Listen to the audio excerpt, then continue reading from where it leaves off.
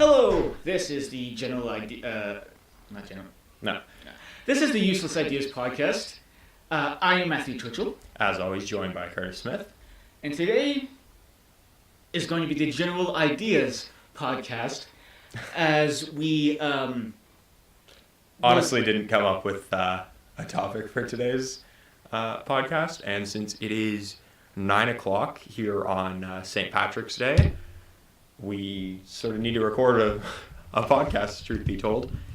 honestly this week I should have been thinking of an actual better idea, but We both probably should have, but we just didn't, being pretty busy this week. So, Yeah. that'll be fun. So yeah, just basically today's aim is to shoot the shit, just to see what we think on whatever comes to mind. Yeah, basically. Right now we have the Leafs game on. It is, I believe, 3-0. Yep. In the going into the third, it is second intermission Yeah. right now against the Habs. Ugh. Gross. I can formally say that fuck the Habs. Yeah, that's Okay. fair. Yep, Okay. we're good on that. We're on the same page. Okay. Yeah. I guess with that said, since it is St. Patrick's Day, this week's monster is Heineken. So, not exactly a monster, but either way, it's that time of the show. So, I think we're officially ready to start now. Okay. So yeah, as we said, it's St. Patrick's Day 2018, being March 17th. Tomorrow, when this is uploaded, it'll be the 18th at noon. Noon Eastern, as always. Not noon Eastern, as always. Always through our first two videos. I love how we talk about as always, except that it's 2 weeks of tradition. And by the time this is posted, it should have been posted at the same time. Should have been posted at the same time as the interviews that we have done. Are we posting those at the same time? We should. Okay. I was planning on doing that. Okay. Works for me. So yeah, those should be up. So either pause this right now or wait until the end of it to go watch those. Just to learn a little bit about us, what we do specifically. Our producer, who actually isn't in the room right now, what she does and stuff. Yeah, and as everybody on YouTube can notice, we are now actually on camera, which is super nice to have upgraded that from a black screen. Well, actually, a blue screen with a typo on it. Did we seriously? Yeah, we have a typo on it. Oh my god! Did that get fixed? I don't know how. It's embedded into the video, so. Okay, no. What I mean is, have we fixed it for the future? Because as of right now, that's embarrassing. As of right now, the other two episodes have usless. USLESS Ideas podcast. I see that. That's not right. Yeah, that's not great. I'm glad we've decided to fix that. Hopefully. Yes. I don't know how none of the three of us caught that, but I guess I wasn't even the one to catch that. My dad was. That's probably good. I didn't spend a tremendous amount of time actually looking at the logo when you guys when Meghan sent that to me, but I probably should have. Oh well. So yeah. Okay. That's sort of I guess that's where we stand on the podcast. That should be hopefully fixed soon. Yeah, they should be fixed. Or by now. Yeah. Yeah. Okay. Good. Hopefully, if we can get the camera, if I can actually figure out how to do that in Movie Maker. But yeah. Yeah, because that's what we're doing right now is using Movie Maker. Yeah, we don't have the Editing funds per se. Editing software is expensive. Yeah. Especially when gotta save that money for school because that's expensive, obviously. So yeah, to first thing that came to mind while we were talking here, we are a fan of esports, correct? Yep. Although different esports. I am hugely into competitive League of Legends. You into competitive COD? Yep. And to an extent Halo? Question mark? I will watch some Halo. It's fun. It's fun to watch and stuff, but I'm not like a huge huge fan, and I don't really watch it now that I don't watch it very much, if at all, anymore. I will if it happens to be on Twitch, but for the most part, I won't go out of my way to watch it. Okay. So yeah, I've unfortunately not watched very much COD this year, which sucks because it's not. your job and stuff. Yeah, I'm extremely busy, and also it's on MLG TV, and that is garbage. Okay. So Is I'd it not? rather it was on Twitch. Is it not? When is it podcast? Like on? Oh, most of the time it's on weekend. Like it's on weekends. Is when it gets exciting, but a lot of the time I'm doing stuff like This. being here. So I don't exactly get to watch all the show or all the tournaments and stuff. I watch a good bit of them, but yeah. You'll still keep up with it on like online. Oh, definitely. Yeah. That never falls shy. It's just if I actually have time to watch it or not, which unfortunately is the same situation with a lot of sports. I don't really, for the most part, watch a whole ton of sports unless I'm going like out of my way to specifically do it, which is mostly, it's a lot more during football season for me. Okay, obviously. So, let's see. The North American LCS, NALCS, LCS standing for League Championship Series. The game going on right now is Counter Logic Gaming CLG versus Optic Gaming. When they got announced, Optic Gaming, it was it was the COD Boys' wet dream, essentially. Yeah, I was very happy about it because Optic is my favorite team, and so I follow pretty much anything they're involved with. And much like Counter-Strike, it's a bit of a struggle getting into League. And Probably because successful. the team that you want to cheer for is not doing the best.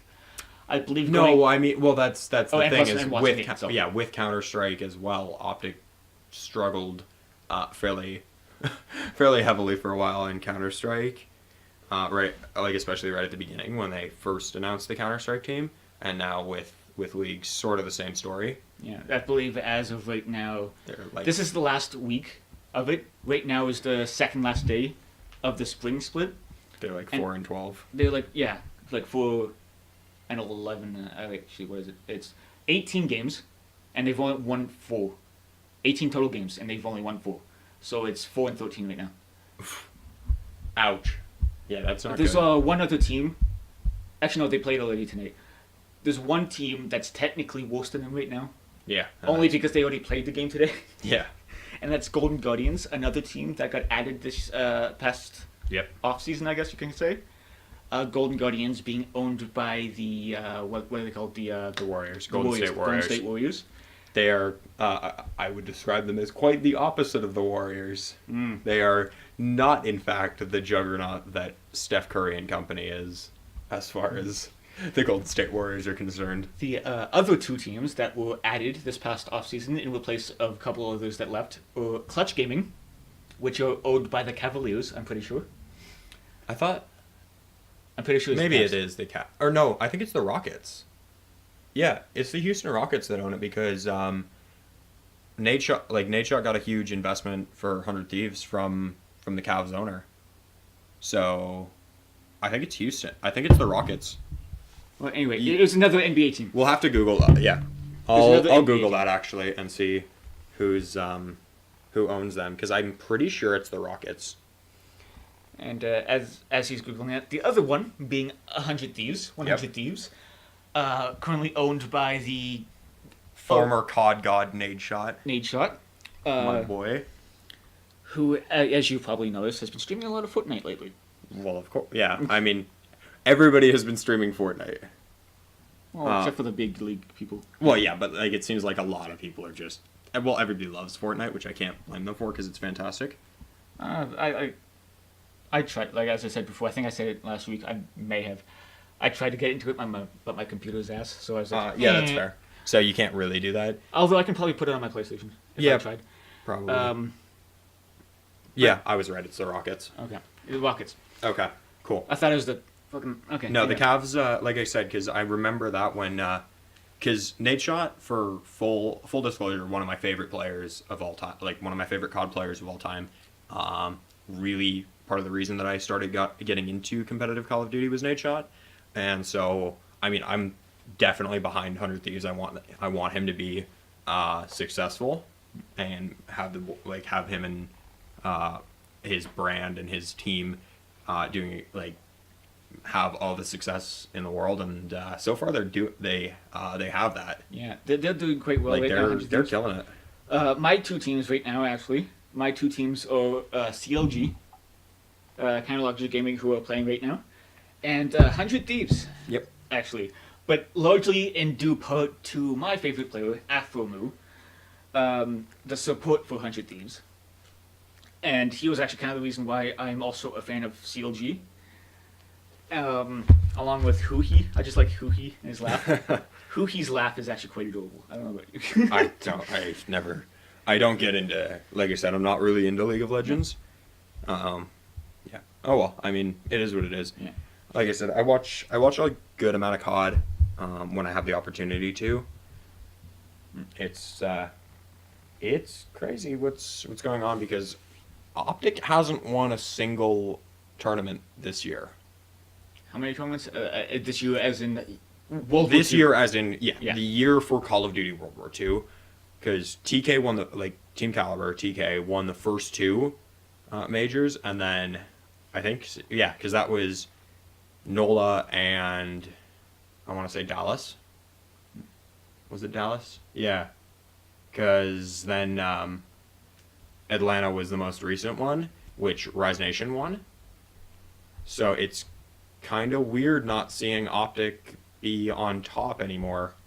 So a lot of people have been speculating a roster change. I don't know who that would be because like they're they have been for the past through 2.5 years, have been the four best players in the game, and it really hasn't been close. If I had to wager a guess, it would probably be Karma who would leave Optic. I just think that Formal and Scomp are way too good, and Crim6 is like he is one of those players that is just a total god and has been just in god mode for like the last 8 games. So if you were to replace Coma with anyone else within North America, who would you replace him with? Clayster, in a heartbeat. Clay's probably my favorite player. Outside of Scump, Clayster is probably my favorite player. He's just like Clay is just fantastic. I'm assuming they play the same. Similar style. I don't want to say role, but like a role. To some extent, yeah. Well, I mean, like, I guess it is a bat. Like, it wouldn't necessarily be a great pick at this point because of Clay being more of an assault rifle user rather than subs, although Karma switches between the two. I guess if I really wanted the best fit for them, I think Attach would fit in really, really, really nicely with Optic, because he can just slot right in, use an SMG, and work his magic with Scump, being real aggressive. Honestly, it would just be really fun to see. And I think the thing is, Optic may just need a roster shakeup. Not that the guys are bad by any stretch of the imagination. All four are absolutely just god tier, but I think they could use a change because it's getting just for whatever reason, the lack of success is not obviously what any Optic fan, the team themselves, or anybody involved with the organization want. They're like Call of Duty is Optic's flagship team. Just like a TSM and a League. Yeah, exactly. Like they have a flagship sort of product, and so you don't want that to be unsuccessful because that doesn't look great compared to everything else. It would be really sad to see any of those four go, but at the same time, I think the success would be, getting more success would be awesome. Like that's Okay, Like that was- Optic just lost to Echo Fox. was, oh no, this was the that's 14th of away. January. Why has that not been uploaded or updated yet? I don't know. That's Okay. really weird. Maybe it's because I'm in the wrong one. Yeah. Oh, okay, there we go. That's still January 14th. What the fuck? That's really weird. Okay, anyway. Yeah, we'll figure something else out with it. But no, what I was saying is sort of like it would be really sad to see any of those four go because they're all great guys. Like they're all, fantastic players, fantastic people. You know what I mean? Yeah. Like it would suck to see them go, but at the same time, to see Optic become a lot more successful in this game would be sweet. Although it could be one of those times where they just have to play the waiting game, and sort of say, hey, we're just gonna have to wait on Black Ops 4 to come out because, well, it's March now and it's coming out in October, so that's still a few more big tournaments, including Worlds especially, and with Optic finally having got being the defending world champions, I think They need kind of stuff. they're going to be hungry to defend that title. Yeah. That's kind of the thing. Okay, I don't think I've ever asked before, but how many tournaments are there before Worlds? Depends on the year. But This year, how many are planned? I think 6. 6, including excluding Worlds, or is that with Worlds? No, excluding prior to Worlds, there's 6 because there's the Global Pro League this year, which is sort of like the LCS, and then there are majors. Well, majors, I guess best way I can describe it is same way that CS:GO describes it, or for League it's like the splits almost.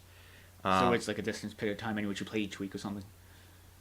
Well, no, that's how the stages of the Pro League work. But the big tournaments at the end are it's like a playoff session. yeah, they're open tournaments, so there are open bracket teams that can just try out, sort of pro-am teams that can, well, not even try out, but just go up if they win through the open bracket, they can just as easily win as somebody who is straight up in pool play without having to go through that.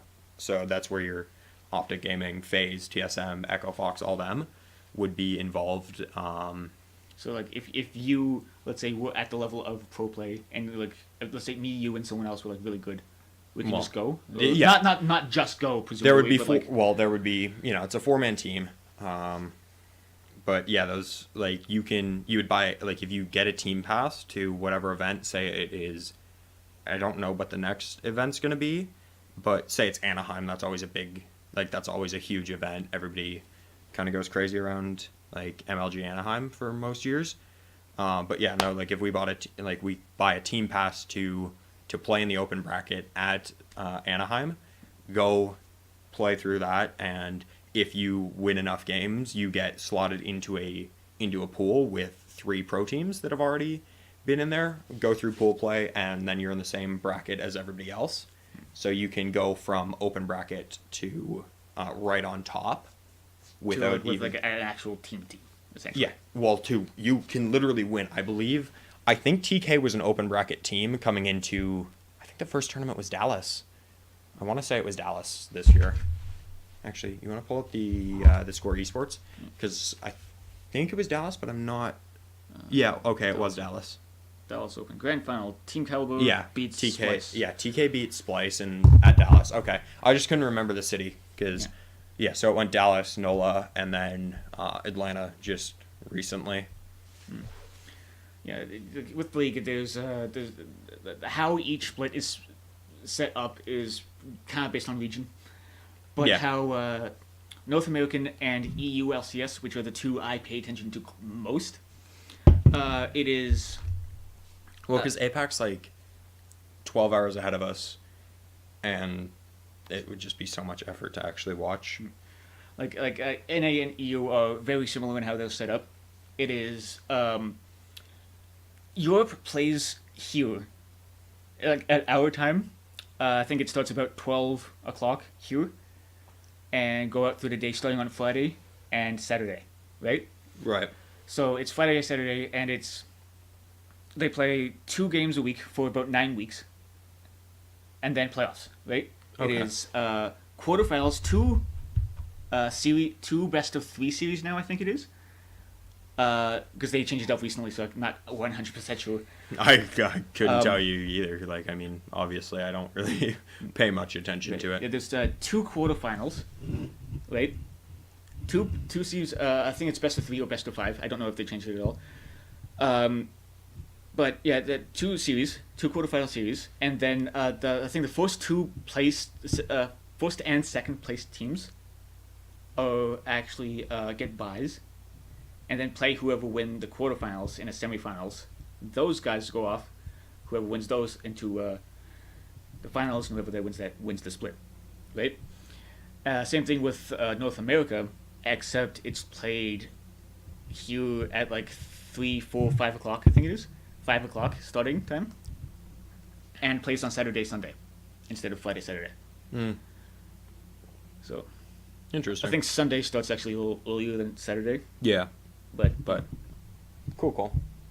And you get, I think, Korea plays it a bit differently. Korea plays, I think, at here about 1 o'clock in the morning. Yeah, so that's kind of. I try to go sleep to it. Yeah. When Well, it's that's kind on. of the problem. But I think it's played Tuesday through Saturday or something like that. I think. And it's 2 games a day. So 2 best of 3 series a night here. Okay. And yeah, I think every region has a points system kind of thing. And more wins you get, the more the you're better good to go. placed at the end of each split, the more points you get. Okay. There's I think there's 3 or 4 regions that are, no matter what, guaranteed to go to Worlds, just the way it's set up. Being North America, EU, Korea, and I think China is the other one. I'm not asking you. I got no. Yeah, you're like just saying things. I'm like, dude, buddy, I got no idea. I'm sitting here like just totally lost. Yeah, there's that, and there's a bunch of other wildcard teams. Places like Brazil, Turkey, Australia. Yeah. Places like that, right? The people who won it last year actually was kind of an upset. Worlds last year. you showed me that. Samsung Galaxy won it last year. 3-0ing the 2-time champs, the champs of the past 2 years in SK Telecom. Yeah. T1, and it was. That's where Froggen plays for them, right? No, Faker. Faker plays for SKT. Right. Faker I know plays Faker and Froggen. That's all I. Oh yeah, and Afro movie because Yeah. he's your favorite guy. I just that's got all I shot know. over. Yeah, that's all I know. Faker. That was the last Worlds. Was the one Faker cried. Yeah. Because he got 3-0'd, right? They got 3-0'd. Yeah, that's. I mean, I get you. I feel that. And being South Koreans, they take it really hard. Because them boys serious. South Korea whole. Them boys are serious about it. The work ethic is much different from North America's. It's like. like. What do you mean? Okay, because North America, we go about it, and we try at it, right? We do it, good whole try. Yeah. And we work hard at it. Don't get me wrong. We work at it. Anybody to be a professional has to be investing a lot of time into it. But like South Korea, I don't know. Well, I mean, I don't think they're that big into the COD scene. No, It's APAC is really not that much. The thing is, APAC's not that into it. I mean, they've got some decent teams, and like Mind Freak is a good team, but for the most part, they're not that. Like, they just don't really stand up to the juggernauts in North America. Yeah, it's kind of reversed. That's kind of the thing. It's like, yeah, they don't really stand up to the juggernauts of teams. And well, the EU does a really nice job with a lot of their teams, like Splice, for example. Always, Splice is a really, really good team. But yeah, no, for the most part, it's all NA. There hasn't been a world champion that hasn't been from North America. Like, they've just been. NA just sort of dominates the shooter scene for the most part. Yeah. It tends to or rather, the console shooter scene, because I believe CS is like just owned by, I think, EU. That sounds correct, but I'm not quite sure. I think that, or maybe Brazil. Either way. I was thinking, China. No. I think it's Okay. either EU or Brazil but one of them tends to like just own CS:GO. Yeah. Yeah, like as I was saying, South Korea, the way that they Yeah. are with it is The way we are about football almost. Or almost, not yeah, almost. well, we being North America, maybe in American Canada football. specifically, yeah. But, like, Hockey to some Hockey. extent. Like I'm pretty sure I've heard reports of teams, like higher ups in teams, saying you can't have a girlfriend. You okay. Next one kind of makes sense, but you absolutely have to live in the team house. Like you have to. You have to stay in here for like 23 hours a day. You have to do like all this like almost like slavery esque not conditions, but Yeah. like similar stuff that you could kind of compare to slavery. That's insane. But at the same time, I mean, they most- get paid. yeah. So, but yeah, that's insane. Similar to that. Like I I- might be exaggerating a little bit. Yeah, of course, but I couldn't imagine. Like, I could not imagine But yeah, I'm pretty sure living I have like heard. that. Like that'd be too much. Like I couldn't. You know, it'd be the same thing as like, you know, deal like that would just be too much for me to deal with. You know, I like the dedication I get, obviously. Yeah. You know, I mean, if I like had if the you're time- practicing, 8, 9, 10 hours a day, or whatever it may be, more than that sometimes for a lot of guys, like that's not a bad thing, but it's just, or not even the doing like that would be fairly normal, same as working a full-time job. You're on the clock for 8 plus hours a day. Yeah. 8 to 12, depending on the job. Depends on what you're doing, yeah, but like, Yeah. But the one thing that kind of gets me is like we can't have like a relationship part, which That I would mean be- I makes sense, but it doesn't at the same I'd time. be pissed. I'd be pissed off about that. Like- Absolutely not. Like, Like- if you're getting that insane about it, like, I'm not gonna bash on it because obviously, like, It hey, works, you, but I mean, yeah, like- and hey, you take it as seriously as you want to take it. Like, if you're that into it, then be that into it. And like- there's even some North American players I think Yeah, that yeah. actively like, you know what, no relationship. I'm gonna focus on this. That's fine. If you decide that, like, if you there's a- decide that, then you decide that. Like, that's up to you. Because I think the support for Optic, I think Lemonation, I think he doesn't have actively does no, not gonna happen. Actually decides that, yeah, there's nothing wrong with making that decision in my mind, but like, I just personally would It's a not. big nope for you. Yeah, no, I personally would want the opportunity, even if that didn't happen to come up for whatever reason it may be. I wouldn't be, like, I would want to have the freedom to do so. That'd just be me. And so, like, Yeah, everyone's even, a little different. yeah, like like I said, you can take these things as seriously as you want to take them, and there's nothing wrong with that, but just, to some extent, I wouldn't agree with owners, like, Enforcing it. controlling how their players' lives, if you will. Yeah, but Obviously, like, saying, hey, look, you got to be practicing for a long time every single day. Like, we got to win. Obviously, that's the expectation, and there's nothing wrong with that. But, I think for a large part, with North America at least, I think it's largely you do a couple hours of scrims a day. You do some solo queue for as long as you need, I think. Mhm.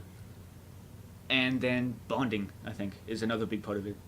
And then the rest of the time, I mean, I think that takes about, I don't know, Yeah. max 8 hours a day, I'd say, for North Americans. Although I don't Yeah. know that much, I'm not. yeah, I I'm not mean, a- as far as I'm concerned, like, in my dealing with COD, basically, it seems like there's a lot, like, COD especially is a very team-specific, like, a lot of them, you can play, obviously, like, you'd play solo to warm up, and stuff like that, but for the most part, you want to be on with your team, Yeah. because it's a lot of chemistry, it's a lot of, like, Communications. yeah, communication is so huge, And a and lot of- having lot of pro- online and sports, having yeah. and having specific strategies, especially in search and destroy, is so huge. And being on the same page as your teammates is incredibly important. So, like, because it's not just about being incredible on, like, just solo, Yeah. you need to be able to communicate with everybody, but like that'll be 8, 10, 12 hours of scrims, and then they'll play eights, and just get a ton of practice in as much as they can, but a lot of it's like 8, 10, 12 hours a day, sometimes I'm sure more than that, especially coming up to like if they were coming up to champs, that would be like, hey, really going ham. But it's one of those things where you can still have a life almost. Yeah, it's all up to. It's kind of like real sports. Oh, I use that real in quotations there. Traditional sports. Traditional sports, yes, because esports are very much real sports too. Yeah, absolutely. They're completely legit. Just like this Leafs team that we have on in the background. That, if you're wondering why we keep looking over that direction, that the team that's is on the reason. Just like the Leafs team here, a lot of the time in practice early in the morning. Yeah. Bonding, practicing the shots, practicing what they need, skating. They're probably on there for probably 5 hours of practice each morning, probably. Yeah. A little bit less on game days, probably. Well, on game days, much less, and probably non-contact, because the last thing you need is to have one of your guys. Yeah, it'd be the same. Any physical sport, football, on game days you probably aren't going to be, or even maybe the day before game day, you may not want to be in contact because you don't need your guys coming into a game sore, and at least not heavy contact. Yeah, exactly, beaten up and or risk one of your guys getting injured, right prior to a game. That's kind of the last thing you want, is one of your guys getting hurt in practice. Okay, question. How do you feel on people saying esports aren't real sports? I do get the argument. I get their argument of, I guess when we think of real sports, like traditional sports, it is a show of traditional athletic ability, i.e., you're really physically extremely gifted. You know what I mean? You are to be physically, a lot of them are just physically incredibly gifted at what they do, as far as whatever it may be concerned with. But I do think that they are legitimately, I think that esports are a legitimate sport. They require the same amount of commitment, the same amount of practice, the same amount of work, and the same, they are to me a legit sport and a real I think it is a real sport, although the definition specifically, I guess, as per Google, that's what I just searched up. Sport, an activity. There's two definitions to it. One, noun, an activity involving physical exertion and skill in which an individual or team competes against another or others, against another or others for entertainment.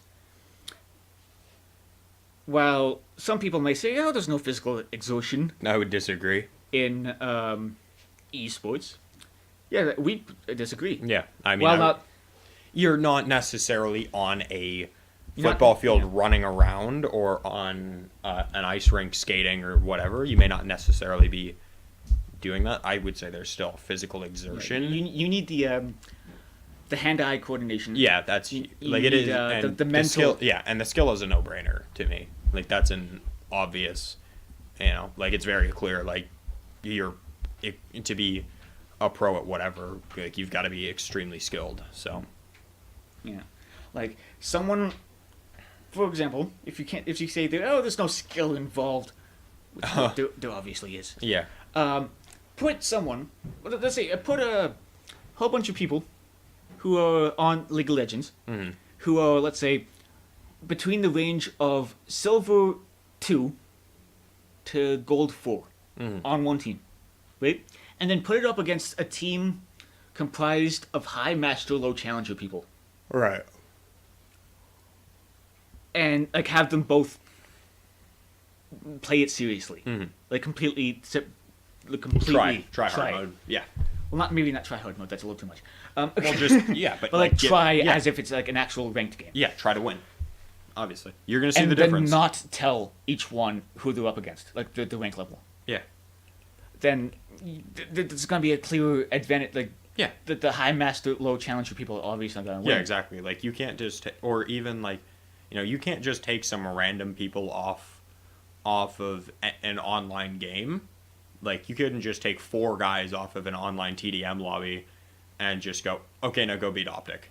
Like, what? No, that's not gonna happen. You're gonna get destroyed. Yeah, exactly. Like, watch me go up against Scump in a 1v1. Yeah, you're gonna get destroyed. Like, yeah, because I'm complete asset shooters in general, right? So yeah, exactly. Like, you don't play it. So, like, the skill is a no-brainer. It's pretty evident that, like, even if you're pretty good, like, I like to think that I'm a pretty good COD player. Like, I'm a fairly high above average player. Like, and I've played, like, I play a good amount of, game battles, competitive type of stuff like that.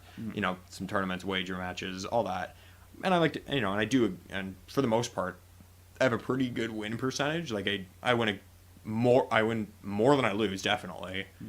Pretty far above that, but it's like, you're not a bad, like, even if you're pretty good, if you're going against a pro, you're going to get demoed, and it's not even going to be close. Like, at the same time, like, someone who's platinum, yeah, for example, which is 4th from the top, I believe. Okay. In terms of, like, a complete tier list, it's like 4th from the top, Challenger being the top, right? Mm-hmm. Take someone from, let's say, Platinum 2. Just for whoever doesn't play League of Legends, it goes Bronze, Silver, Gold, Platinum, Diamond, Master, Challenger. And then from the bottom of each tier to the top, with the exception of Master and Challenger, it goes 5, 4, 3, 2, 1. Okay. Like, the top of each one is 1, the bottom is 5. Like, take someone from Platinum 2. Mm-hmm. And take someone from High Master, which Master and Challenger go off by pure LP alone, compared to rank. So let's take someone from the High Master against someone who's mid-platinum. The Master person's probably going to win because they probably have better mechanics, better game sense, better reaction time to a degree. Obviously. Well, yeah, of course. But, like, no, like, it's just one of those things where it's pretty clear. Like, the skill, I don't think is arguable. I do understand the argument that it is not a physical, like, it's not necessarily it doesn't fit the mold of a traditional sport, but at the same time, I do think that it is, to an extent, it kind of does. Yeah. I think esports are just as much sports as anything, as others. And, hell, I mean, if golf is considered a sport, then, yeah, esports sure as hell are. In my better opinion, better example, NASCAR. Yeah. If NASCAR is a sport. To some extent, I would agree. I would agree. I think they fit the same sort of thing, where it's like, the skill is evident, obviously. In both, I think the skill is obviously evident. The physical exertion part is sort of, there's physical exertion to be, with both, with the actual, whether you're holding, a keyboard and mouse, a controller, or a steering wheel.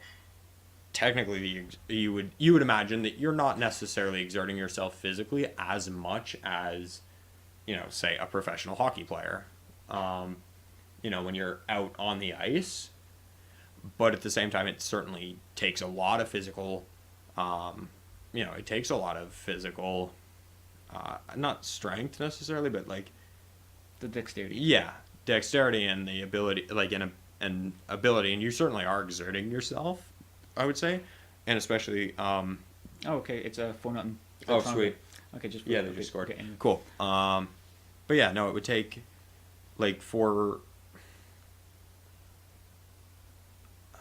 sort of trying to formulate what I'm thinking here. Like, I guess what I would say is the physical exertion, I think, in a lot of esports comes from communication. Yeah, because you need that communication. Yeah, and you're constantly, like, talking, Yeah. Like, it's one of those things where you definitely are, you can definitely get a little gassed. Nice. Like for COD, for example, you need that communication to say, like, hey, I'm on point. Constantly. Hey, I'm on point. You got, I last saw him down the south side of the map.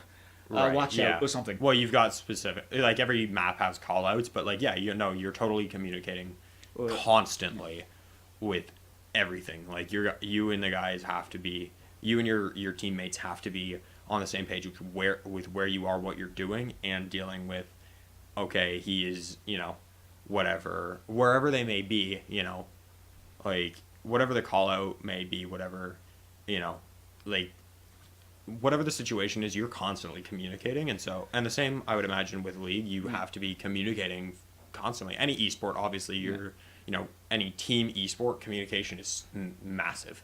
Yeah, like a common call out that I hear when the like at the end of a game of League, they will typically show like a couple of highlights, like some of the more important plays of the game with the coding of the teams actually calling out to each other, and it'll be like, they don't formulate full sentences really. No, they like say, cookie, cho, yeah. Jungler's dead, Baron, something Right. like that, right?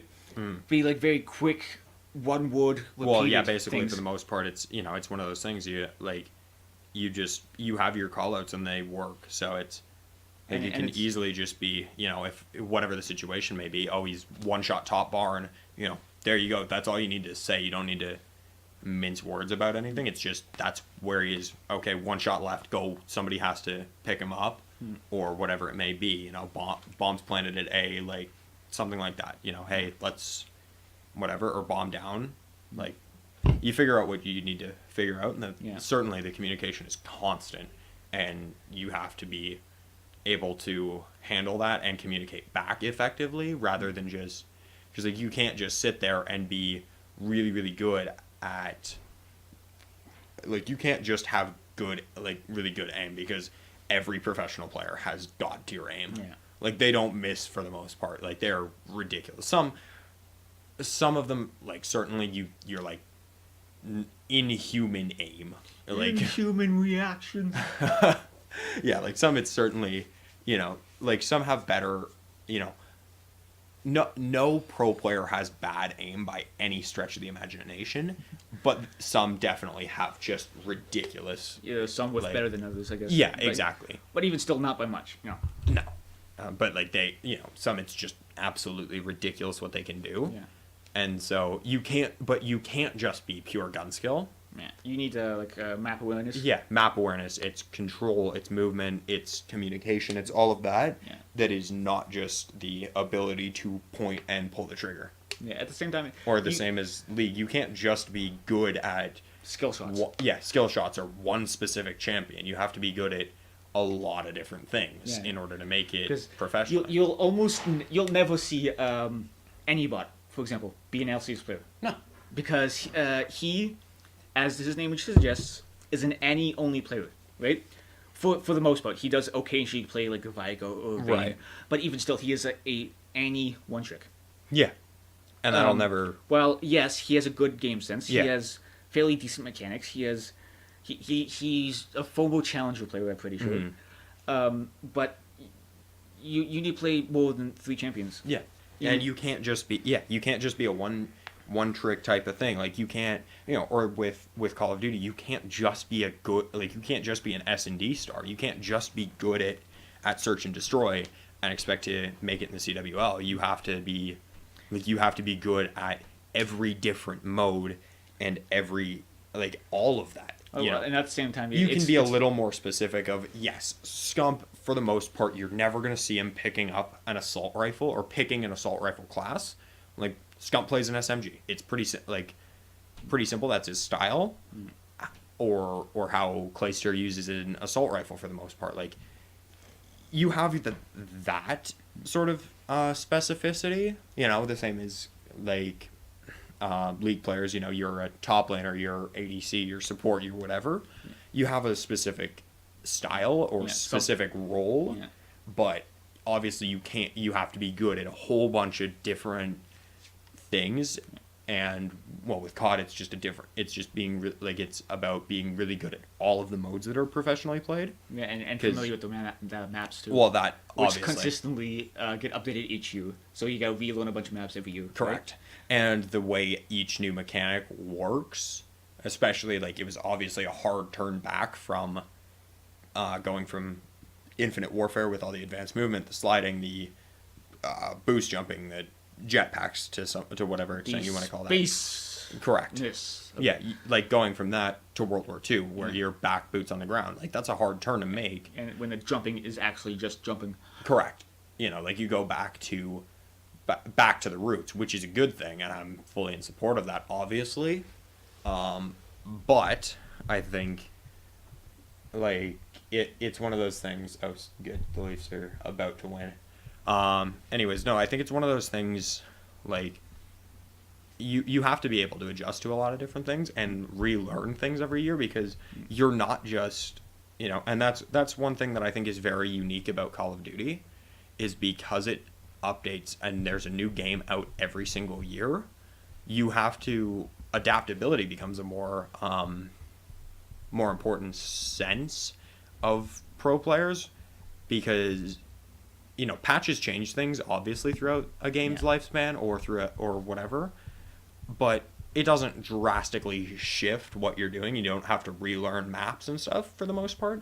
Like, Summoner's Rift is Summoner's Rift, and it is what it is. Like, well, with a couple of exceptions, but yeah. Yeah, but for the most part, like, you're not general layout will stay the same. But you're not going to have to ask the guys to relearn, you know, to learn a brand new map to play on. Like, they're playing on Summoner's Rift, so. Except for, like, there's a couple times, like, when at the start of season 7, I think it was, which is not the current season, it was the season before. We're on season 8 right now. They introduced plants to the game, which is effectively a new part of the map. Right. Like, there's the blast cone behind a couple spots around the map. There's like 4 blast cones spots. There's the honey fruit. The blast cones are things that like knock you back a little bit. Right. Okay. Used for generally for escaping things. Yeah. Or but gank paths, right? But for the most part, it wasn't a total, like, it was just something slightly new to adapt to adjust to strategies. Just to change and implement into the game, rather than being a straight up like, full shift. Like, you know? oh, look, we're playing Twisted Tree Line today.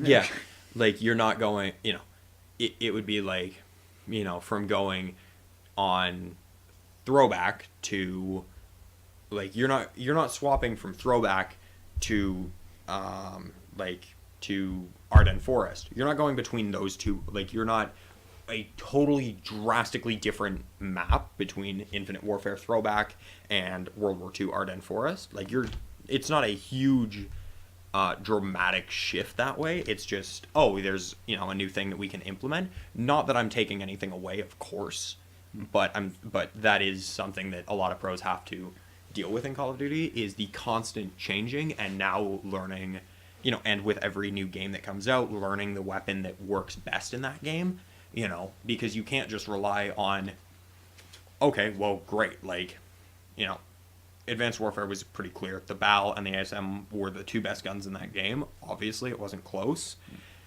But you couldn't rely on using those 2 for the next 2-3 years, where it's like, you have just consistently really good champions, for example, in League. Well, obviously, they change fairly frequently, but like, the meta changes and stuff. But for a lot of it, it's like, you can rely that, you know, I guess Jin will always really be pretty solid, or for the most part has always seemed to be, you know, he seems like he's been solid for a long time to somebody who's completely uneducated on the subject, but lately he hasn't been picked too much because in favor of, like, Tristana and such.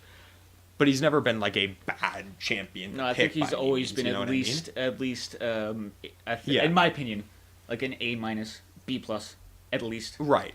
But he's never been exactly. Like, he's never been a champion that you would never pick, I guess. You can always rely.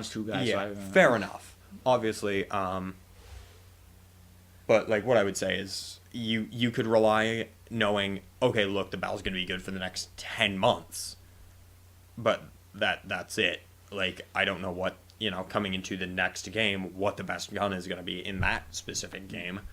And you can only adjust on it when it comes out. So I think the adjustment and the adaptability is pretty huge, actually, when it comes to new play, like, or new games and new game modes, I guess, sometimes. Like, adjusting to that is huge for a pro player. Yeah. and patches obviously, especially when they're drastic. Yeah, see, with COD, it's like a one huge change a year generally, Yeah. with a couple of small number Yeah, tweaks. you get you get patches and stuff that will hit and change things, but for the most part, you do get a massive change every year that you have to spend like the next 3 weeks, really, 3, 4, 5 weeks, really working hard to find what maps are going to work, find what guns are going to work best, find all of that.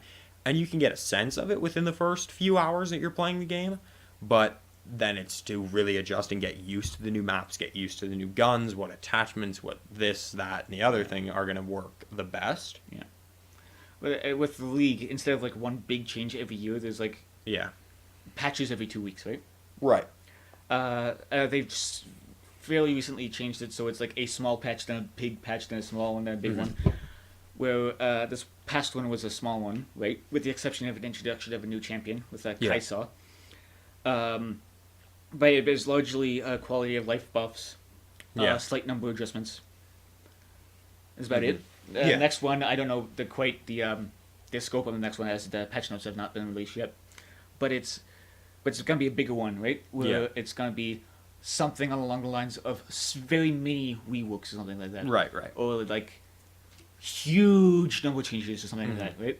Like, let's say, Tristana is way too powerful at the moment. Let's change her passive to Something different. like give her a new passive, or Yeah. like drastically reduce the numbers on her passive, Yeah, okay. I see Or what you're something talking like that. about now. Yeah. No, I get that. or something like that. But with like more than just the one person, right? Right. So- Yeah. I mean, I think that's... Yeah. I So- don't really know what else to say if you I got do. something. Okay. One thing I do gotta very applaud pro players of any esport or any sport in general, actually, is the ability to communicate, Mm-hmm. to multicast the communication part, the actual doing of the game, playing of the game. Mm-hmm. Because you gotta think for yourself, you gotta think for your team, you gotta actually do said stuff. It's very Yeah. heavily in the multitasking part. Right? With some sports. Yeah. I think baseball, honestly, not as important. In baseball, communication is honestly not as important. Well, with the because exception of it's the pitcher and in between the pitcher and catcher, Yeah. but your pitcher and catcher don't need to... You can actively have, speak. You literally. That's what I mean. Your pitcher can be from California, and your catcher can be from Venezuela and not be able to speak English, and the pitcher can't speak whatever Spanish. I think they probably speak in Venezuela, but they could speak another language. Whatever. You can't communicate in the same language, but you can still As long get as you- things done. And then you can have a shortstop from Japan and a first baseman from Canada, and it's like, cool, no problem. You don't necessarily, like, with the exception of, anybody but they can everybody from all over the world can speak different languages. As long as you have the designated signals. Yeah, exactly. But they don't need to be able to communicate as much. While with some sports, football, for example, you can't run a play if you don't speak the same language. Like, if you don't speak the same language. You could not, if your quarterback, center, and wide receiver all spoke different languages, you can't get a play off. You couldn't understand, like, you couldn't actually get a play run without it. While with baseball, to some extent, you could win a World Series and not be able to communicate with a couple of your teammates. Obviously, in most cases, that's not necessarily what it is, but yeah, like, it's incredible. Like, honestly, any professional, whether it's esports, whether it's traditional sports, they are just, like, it is genuinely incredible to watch what they do, and especially, like, the commitment to the craft and to just everything in general. It really is amazing to watch. So we said at the start of the thing that this will be like a general discussion was first come to mind. It's kind of devolved into Esports, I guess. But hey, it's whatever. It's whatever. But yeah, it's whatever. Just so sort of came off the top of our heads. Yeah, but just to kind of stay true to what we said at the beginning. Let's See if we can think of something else to talk about for like 10 minutes, 20 minutes. Yeah, I got basically nothing. Actually, truth be told, that's kind of the problem. Is like I think we've talked for for a good bit. It may be a little bit of a shorter episode today, but I think for the most part we're sort of just a yeah. quick, just to say that we did talk about something other than esports, sports and stuff. What is your favorite holiday, and what is your favorite holiday tradition in your house? Doesn't have to be on the same holiday, just have to be. Since it is St. Paddy's Day today. Yeah, I guess since it's St. Patrick's Day, not that Excuse to be drunk day. Not that I need an excuse. I never tend to need an excuse for that, but hey, now it's socially acceptable. I guess I should. I guess if I started drinking craft beer, it would be socially acceptable too, because then it's a neat hobby and it's not a drinking problem. No, I think probably Christmas. I think is my favorite holiday. Holiday tradition. I'm not sure. I don't really have crazy holiday traditions in my family. We don't really go that nuts about anything in particular. Like, I guess really the only tradition that I can come up with is like we always get pajama pants and stuff like that on Christmas Eve. It's really the only thing that I have. I don't know how unique that is. I think a lot. I would imagine that's something that that's fairly familiar. I'm not sure, but like that's getting something small. Yeah, Christmas Eve, yeah. Exactly. I think it's a decently popular. Yeah, probably, but that's sort of that's really the only tradition I can come up with. We really don't have like a specific thing. Well, I think I don't even know if you could call it a holiday. So I'm just gonna say 2 separate holidays instead. In the case of the first one, isn't considered a holiday, but my birthday, I would say that. Not technically a holiday, but yes, I get you. But if you guys don't consider it a holiday, then I probably agree with you on Christmas. Yeah. But if I were to say my favorite tradition type of thing, would probably be the fries and ham on the Christmas Eve. Fries and ham. Yeah. Oh shit. I mean, it's not that big of one. No, but that sounds good. It's that actually sounds good. Yeah, it's fairly good thing. Absolutely. And also, we used to because we were kids at one point. Myself, were a kid at one point. We used to I've gotten read to us night before Christmas. I have a feeling that was probably a fairly. We've got our version of that, huh? We've seen that was funny, but when we wrote our anyways, that's I guess is beside the point. Yeah. But anyways, I guess that's sort of a little bit of a, I guess since it is St. Pat's as we're recording this, obviously. Yeah. So I think this has been Useless Ideas podcast. Not quite done. We've got to do all the things. Yeah, we've got to do all the things. Got to plug all the stuff. You can, as always, find us, on Twitter, stuff like that. Follow us on all the social media pages. You can find me on Twitter at Curtis Smitty, at DravardMC. So follow us there for any updates, anything like that, and just follow our general banter. You can see, a lot more of the outside of the podcast stuff. Yeah, what we think and stuff. Yeah, a lot of that. Yeah, so you can always you can find us there for any updates and anything like that. I think that is pretty much it. But I figured, as always, we should sort of plug that. Obviously, you can subscribe here on YouTube, and you can share the video, comment, and actually, since we're waiting, since it'll make it easier, if you feel like it, comment what you'd actually like to see for future episodes, and we may actually take that into consideration. I guess part of that is because we're kind of lazy when it comes to coming up with ideas for each podcast. Yeah, we will guarantee that eventually we will have a conspiracy theory episode. We are going to start doing some research on some on stuff like that.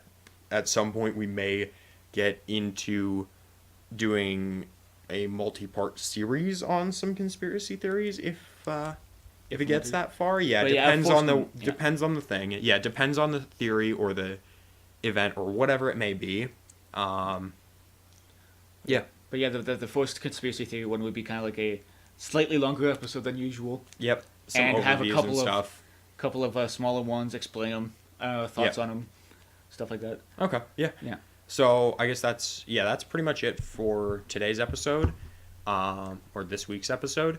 So as always, thank you guys for joining us, and this has been the Useless Ideas podcast, and we'll see you next week. Thank you, and take care.